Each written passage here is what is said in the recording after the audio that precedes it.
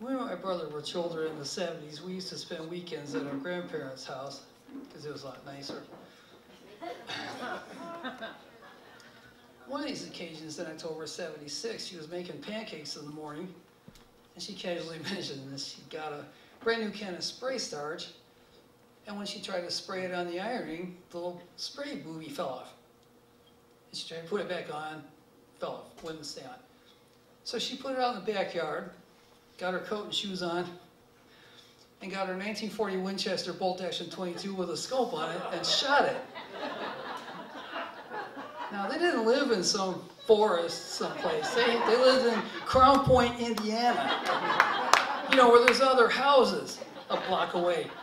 You know, and the government complex and jails across the street, that Crown Point, yeah.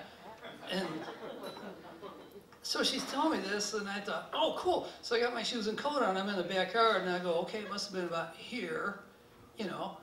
So I start looking around for chunks of the can in the grass for souvenirs, right? Because this is going to be so cool. And I'm looking over the yard, and I don't find any pieces, and I thought, oh, wait, I bet she got our metal detector and picked them up so we wouldn't cut our feet on them in the summer, right? I go back in the house, I'm in the kitchen, rooting through the garbage, and she's making the pancakes, and she goes, what are you doing in there, Scotchy? My past life name. I said, well, I was looking in the yard for pieces of can, and I thought maybe you threw them out in here so we wouldn't cut our feet in the summer. This is her. There aren't any. That son of a bitch disintegrated.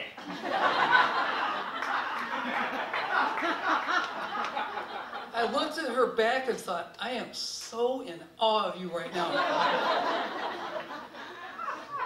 I just like, next evening I'm going back home with my mom. I get busy telling her this, and we're both laughing our faces off all the way home.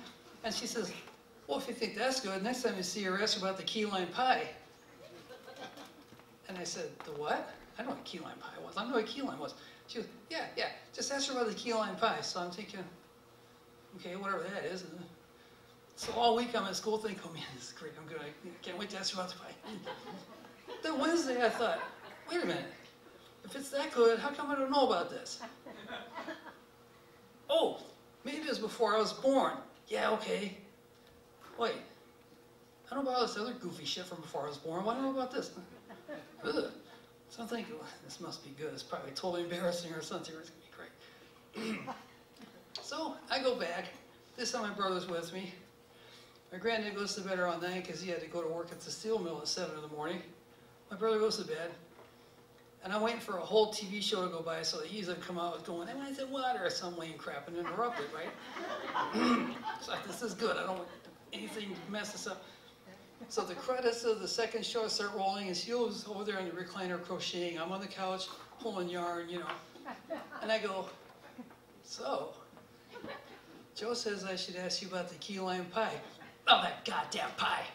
And I thought, oh, now we're getting somewhere good. So I said, what? Key lime pie. And she got busy telling me this long story about how they went to Florida in 1961 to visit their friends down there for a week. And she'd always wanted me to key lime pie, but you couldn't get them here because it took them too long to get them here and they didn't make the trip, you know. No interstates, you know. So they went and got the key limes and they put them in the car and they came back. Next day she gets them out and she beats up a few and makes a pie. And she takes it out and it cools off and she takes a bite. It tastes like dog shit. And she's thinking, what happened to the pie? So she got a lime out and took off a slice and took a bite. Tastes like dog shit. What happened was they didn't survive the 7-day trip up from Florida across the South on 2-lane roads in 1961 in the dark-colored trunk of the Ford. And they turned just enough where you couldn't smell them, but if you ate them... So then she stopped, and I'm sitting there, I'm thinking, well, she told me to ask her about this for it. So I go, well, then what happened? I got a shovel and I went in the backyard and I buried that goddamn thing. I'm thinking, oh. So I said, what, the pie, the tin, the whole thing? Yeah, they went back in and got them limes and I buried them too. Why didn't you just throw them in the garbage? I didn't want that son of a bitch in my house. I I just said, well, yeah, of course, sure. And I wasn't thinking, I'm never coming back here, you fucking crazy woman. I thought, literally, if you can't bury a pie in your backyard, where can you, right?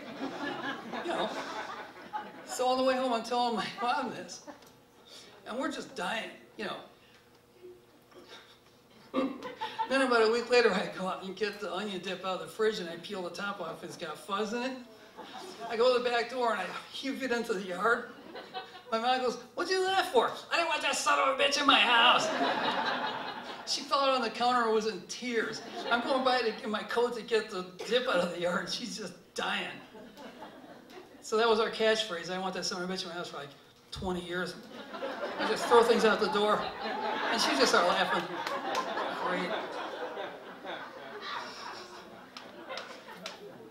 Wow. Yeah, it's great stuff. Somewhere in the backyard of this house on 53rd Street in Ross, Indiana is a pie and a rusty tin and a bag the limes were in. So that's it, kids. Thank you.